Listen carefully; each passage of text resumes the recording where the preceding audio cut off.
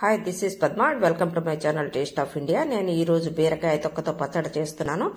ఒక 3 spoons oil తీసుకొని కాస్త వేడెక్కిన తర్వాత జీలకర్ర, ధనియాలు, బీరకాయ తొక్కు బాగా కడిగేసుకున్నది అందులో వేసి బాగా వేయించేసుకోండి. వేయించేసుకున్న తర్వాతనేమో అందులో పసుపు, కాస్త అల్లాన్ని అన్ని చూపించిన విధంగా వేసుకోండి. 3 పచ్చిమిరపకాయలు తీసుకున్నాను నేను ఇక్కడ. మీ కారాన్ని బట్టి మీరు తీసుకోండి. కొన్ని మామిడి ముక్కలు తీసుకున్నాను.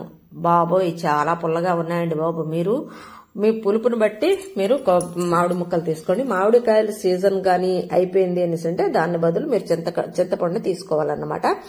దాని తర్వాతని ఒక పిడికెడు కొబ్బరి కూరను వేసుకోండి. కొబ్బరి కూర వేసుకోవడం వల్ల సూపర్ టేస్ట్ వస్తుంది. అన్ని బాగా వేయించేసుకొని చల్లారబెట్టుకున్న తర్వాత మాత్రమే మిక్సీ పట్టుకోండి. మిక్సీలో తగినంత ఉప్పుని, బెల్లాన్ని, పుల్లగా మామిడి ముక్కలు ఉన్నాయి కాబట్టి బెల్లం కొంచెం ఎక్కువగానే పట్టింది నాకు. దాన్ని నీటిని వేసేసుకొని చాలా బాగా పేస్ట్ బాగా ముద్ద బాగా అయ్యే వరకు బాగా పేస్ట్ చేసుకోండి. అంతేనే. దాని తర్వాత తాలింపు పెట్టేసుకోవడమేను.